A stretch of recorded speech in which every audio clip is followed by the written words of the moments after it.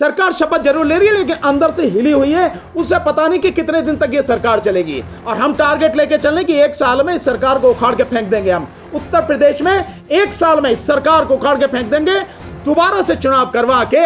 जिस सरकार को प्रदेश की जनता ने पूरी तरह नकार दिया, वो सरकार शपथ ले रही है। मतलब आप देखिए कि कितना बड़ा मजाक है। जो बैलेट पेपर की काउंटिंग हुई उसमें 304 सीटों पर समाजवादी पार्टी और गठबंधन आगे है और उसको 51% से ज्यादा वोट मिला, 51.5%, लगभग 52% वोट मिला। वो सरकार में नहीं है, वो पार्टी सरकार में नहीं है। उस पार्टी को हरा दिया गया चुनाव आयोग ने बेईमानी करके और शासन प्रशासन की गुंडागर्दी से। हम जो ईवीएम का आंदोलन हमने शुरू किया है, ये जड़ है उस हर गंदगी की जो इस देश में फैली हुई है। इसलिए हम चाहते हैं कि लोग इस आंदोलन में साथ दें और उसके बाद जो भी जितनी भी गंदगी है, जहां जहां भी गड़बड़ी है, उन सबको ठीक किया जाए। तो उसके लिए पहले इस सरकार को तो हटाना पड़ेगा जो सरकार अन्याय और अत्याचार पर आधारित है। इसलिए है ना कि लोगों को बताना है कि जो आज शपथ ग्रहण हो रहा है वो शपथ ग्रहण इस देश के प्रजातंत्र की मृत लाश पर हो रहा है। उसे खत्म किया गया है, उसको पूरी तरह से उसका कत्ल किया गया है। जिस सरकार को प्रदेश की जनता ने वोट नहीं दिया, जिस सरकार को प्रदेश की जनता ने पूरी तरह नकार दिया, वो सरकार शपथ ले रही है।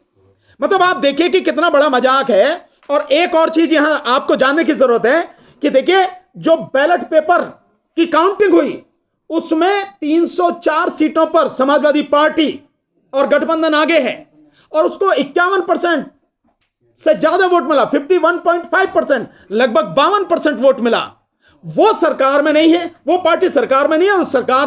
उस पार्टी को हरा दिया गया चुनाव आयोग ने बेईमानी करके और शासन प्रशासन की गुंडागर्दी से।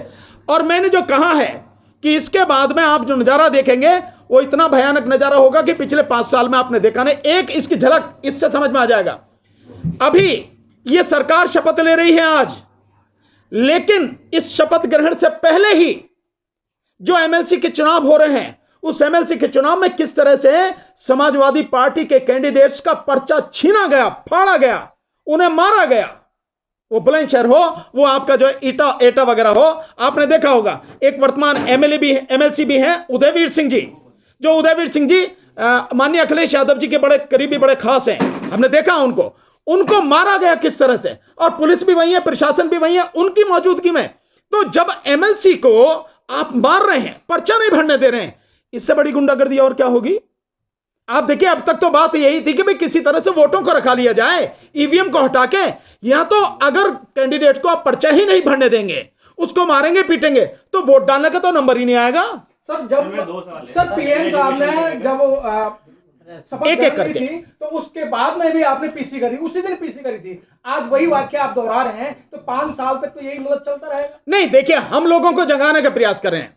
आप जो कह रहे हैं पीपल साहब, आपकी बात सही है, लेकिन एक सजग नागरिक का धर्म क्या है, एक राजनीतिक और सामाजिक व्यक्ति का धर्म क्या है, एक कानून के जानने वाले का धर्म क्या है। उसका धर्म यह है कि वो और उसकी पार्टी और उसके साथी लगातार, सतत, निरंतर जो लोग हैं, जनता है, उनको जगाने का काम करें, उनको जगाए, उनको खड़ा करें। और इस देश में जो गंदगी फैली है, इस गंदगी को जन आंदोलन खड़ा करके साफ करें। ये जन आंदोलन से ही गंदगी साफ होगी। तो हम अपना फर्ज निभा रहे हैं, हम अपना धर्म निभा रहे हैं। देखना यह है कि जनता कब खड़ी होती है और जनता अपना धर्म कब निभाती है। देखिए, ये जो आप कह रहे हैं बिल्कुल सही है, क्योंकि भारत का संविधान समानता की बात करता है। तो अगर किसी सर्विस करने वाले व्यक्ति को जो 30 साल, 32 साल, 35 साल नौकरी करता है, उसे अगर एक पेंशन मिलती है, तो चाहे विधायक हो और चाहे सांसद हो, चाहे मंत्री हो, उनको भी समानता के आधार पर एक ही पेंशन मिलनी चाहिए।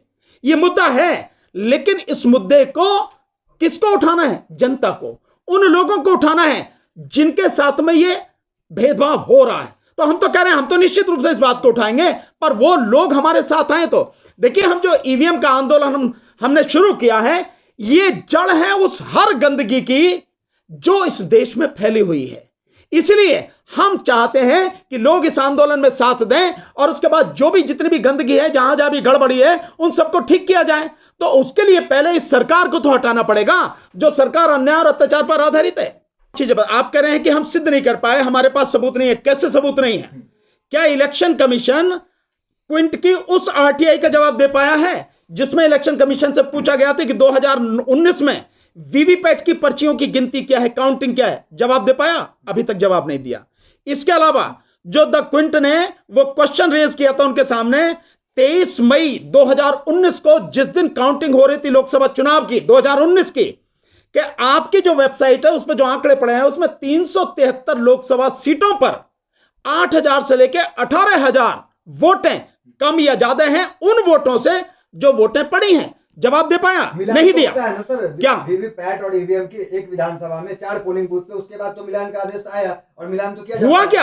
हाँ, नहीं हुआ ना। 4 जगह आप तो होता है, नहीं होता है, हाँ। होता है। आप कह रहे हैं कि उसने सुप्रीम कोर्ट ने कहा था कि 5 पोलिंग स्टेशंस की जो पर्चियां हैं वीवीपैट की उनकी काउंटिंग होकर मिलान होता है क्या? नहीं हुआ। यही तो सबसे बड़ी दिक्कत है कि इस बात पे कोई लगातार सवाल नहीं उठा रहा। हम लगातार सवाल उठा रहे हैं और हम हमसे कह रहे हैं ये बात। दूसरी बात यह है जो मैंने आपके सामने कहा, बेईमानी को एक ही चीज से आप समझ सकते हैं, परख सकते हैं। हम बाकायदा देंगे आपको क्या सबूत देंगे? हम कोर्ट को सबूत देंगे, बाकायदा देंगे, और आपके कोर्ट को जब देंगे तो तब आपको भी हम सारे सबूत देंगे।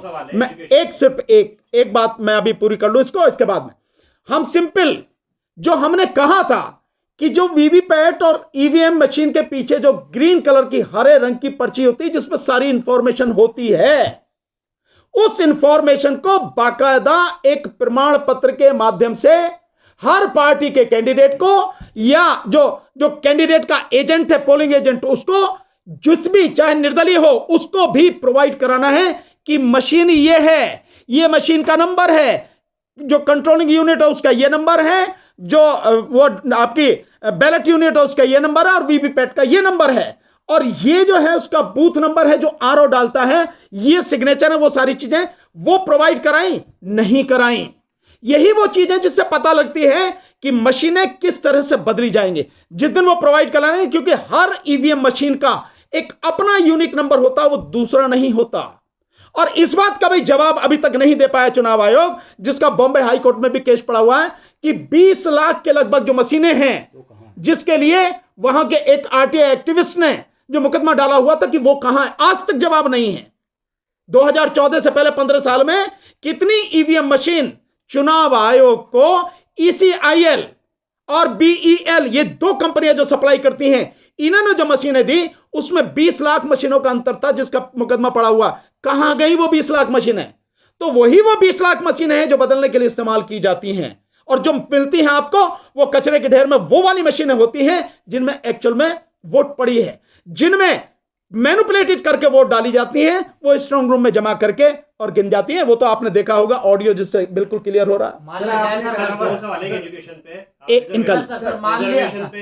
बार इनका सवाल ले लीजिए। मान लीजिए ईवीएम में गड़बड़ है तो इसका सॉल्यूशन क्या है? इसका सॉल्यूशन है जन आंदोलन। हम उसी के लिए लोगों से निवेदन कर रहे हैं, बिना जन आंदोलन के, बिना लोगों के सड़क पर आए, बिना इसको पूरे देश में आंदोलन खड़ा किए इस ईवीएम से छुटकारा नहीं मिलेगा।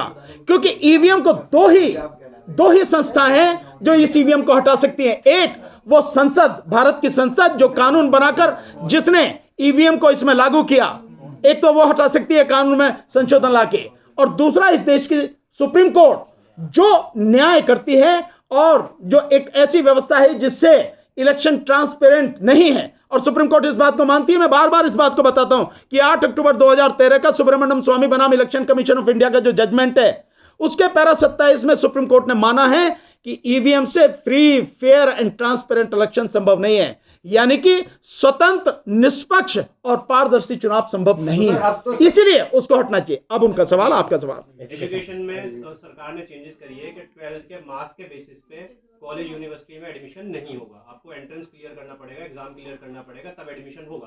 तो क्या मान लिया जाए रिजर्वेशन खत्म करने की तैयारी है, या फिर वाकई में जो टैलेंटेड है उसको मौका मिले? नहीं, टैलेंट से कोई लेना देना नहीं है। ये अनपढ़ लोग जो प्रधानमंत्री की डिग्री का पता नहीं, जो प्रधानमंत्री पता नहीं 8वीं पास भी है कि नहीं है, ये लोग डिसाइड करेंगे कि किस तरह से एजुकेशन सिस्टम होना चाहिए। कर पाएंगे ये कोई? क्या इनमें से कौन सा टैलेंटेड व्यक्ति है? इनमें से कौन सा टैलेंटेड व्यक्ति है? इसलिए ये सारी ये एग्जामिनेशन की नौटंकी है और कुछ नहीं है। मुझे एक बात बताइए कि जिस व्यक्ति ने 12वीं क्लास पास कर ली, वो व्यक्ति बीए, बीएससी, बीकॉम में जाने का हकदार है कि नहीं है? मुझे बताइए आप। अगर एक बच्चा 8वीं क्लास पास कर लेता तो 9वीं में आ जाता है, एक बच्चा जो 9वीं क्लास पास कर लेता तो 10वीं में एडमिशन हो जाता, एक बच्चा जो 10वीं पास कर लेता 11वीं में एडमिशन हो जाता, और जिसने 11वीं पास कर ली वो 12वीं में एडमिशन उसको मिलता है। तो जो बच्चे ने 12वीं पास करी उसे जो बीए में, बीएससी में, जहां वो चाहता उसमें एडमिशन क्यों नहीं मिलना चाहिए? क्यों सरकार की पॉलिसी ऐसी है कि लाखों लोग पास करते हैं इंटरमीडिएट यानी 12वीं कक्षा, 10+2 जिसे बोलते हैं, और उसके बाद में आप सीटें कम कर रहे हैं? क्यों नहीं सरकार जितने बच्चे पास हो रहे हैं उन सबके लिए जो है सीटों की व्यवस्था करे, कॉलेज की व्यवस्था करे? क्यों नहीं उन सबको मौका मिलना चाहिए? क्यों सरकार कहती है कि इसमें वो लगाएं? ये लोगों को मूर्ख बनाने वाली कोई टैलेंट नहीं है। ये व्यवस्था लेटरल एंट्री की किसने स्थापित की है, किसने शुरू की है? भारतीय जनता पार्टी सरकार ने, मोदी सरकार ने। और हम आंदोलन किसके लिए कर रहे हैं कि जो ईवीएम पर आधारित ये भारतीय जनता पार्टी सरकार है, इस सरकार को उखाड़ के फेंका जाए। यह सरकार इस देश को तबाह करने के लिए आई है, विकास नहीं इसका विनाश करने आई है। हम इस सरकार को उखाड़ के फेंकना चाहते हैं। अगर ईवीएम रहेगा तो यह सरकार रहेगी, और यह सरकार अगर रहेगी तो लेटरल एंट्री, अभी तो आप देख ही रहे हैं, अभी तो केवल प्रारंभिक जो स्थिति है उसमें देख रहे हैं। इसके बाद क्या स्थिति होने वाली उसका आपको अंदाजा नहीं है। आप देख रहे हैं अभी तक तो आईएएस में थी, अब ये पीसीएस में भी इसको करने जा रहे हैं, इसके बाद ये हर चीज में करेंगे। और धीरे धीरे आने वाले समय में जब इस देश का संविधान खत्म होगा तो सबसे पहले खत्म होगी इस देश की न्यायपालिका, इस देश की, क्योंकि राजतंत्र में न्यायपालिका की कोई जरूरत नहीं होती। वहां तो राजा का शासन है, और राजा का शासन कैसे चलता है? वो पुलिस के माध्यम से चलता है। तो फिर इस देश की अदालत, ये सुप्रीम कोर्ट, ये हाई कोर्ट, ये नीचे की कोर्ट, कोई कोर्ट नहीं रहेगी। और फिर ये कोट पहनने वाले जो काले कोट वाले हैं वकील, इनकी वकालत भी खुंटी पर टंग जाएगी। तो इतना भर नहीं है जितना लोग, अफसोस ये है कि लोग दूर तक देख नहीं पा रहे, समझ नहीं पा रहे। इसके कितने विनाशक परिणाम होंगे लोगों की कल्पना में नहीं है। मैं आपको एक एक करके बता रहा हूं। इसलिए जो लेटरल एंट्री है ये केवल इसी में नहीं और क्षेत्र में भी बढ़ेगी। इसको रोकना है तो भाजपा को रोकना पड़ेगा, और भाजपा को रोकना है तो ईवीएम को उखाड़ के फेंकना पड़ेगा। सर, आखिरी सवाल सर ये है मेरा कि आप इतना मेहनत कर रहे हैं, आंदोलन इतना बड़ा खड़ा कर रहे हैं, लेकिन सरकार का कोई ध्यान नहीं है। वो अपने चुनाव प्रचार के लिए शपथ ग्रहण हो रहा है, गुजरात के इलेक्शन नजदीक है, उसमें पूरा ध्यान लगाया जा रहा है, इस पे तो कोई बात नहीं हो रही है। सरकार अंदर से हिली हुई है। आप ही तो थे ना उस दिन जो हमने प्रेस कॉन्फ्रेंस करी थी, आप सारे के सारे मीडिया के साथी थे। मुझे बताइए आपका अब तक का जितना अनुभव है पत्रकारिता का, जितना आप ये सबको कवर करते हैं, कहीं आपने देखा है कि किसी भी पार्टी की या किसी के भी संगठन की प्रेस कॉन्फ्रेंस में एलआईयू का आदमी बैठा हो, लोकल इंटेलिजेंस का आदमी बैठा हो? उस दिन बैठा था ना आपके यहां पे, एलआईयू का आदमी बैठा था, और उसके सामने हमने उसका नाम भी लिया था कि शर्मा जी हैं, ये एलआईयू के व्यक्ति हैं। तो सरकार हमारे विषय में सारी चीजें जानकारी रखती है। सरकार की नजर हम पे बिल्कुल गिद्ध नजर है, हम जानते हैं बहुत अच्छी तरह से है। जो भी हम कर रहे हैं, जो भी हमारा एक्शन है, जो भी आपके माध्यम से हमारी आवाज लोगों तक पहुंच रही है, बहुत माइन्यूटली, बहुत सजगता से उसको वॉच कर रही है। तो आप ये ना कहें कि सरकार को नहीं, सरकार शपथ जरूर ले रही है लेकिन अंदर से हिली हुई है। उससे पता नहीं कि कितने दिन तक ये सरकार चलेगी। और हम टारगेट लेके चलें कि 1 साल में इस सरकार को उखाड़ के फेंक देंगे। हम उत्तर प्रदेश में 1 साल में इस सरकार को उखाड़ के फेंक देंगे। दोबारा से चुनाव करवा के हमारी कोशिश रहेगी, अगर लोगों ने हमारा साथ दिया तो दोबारा से चुनाव करके बिल्कुल निष्पक्ष रूप से चुनी गई सरकार को स्थापित करेंगे हम लोग।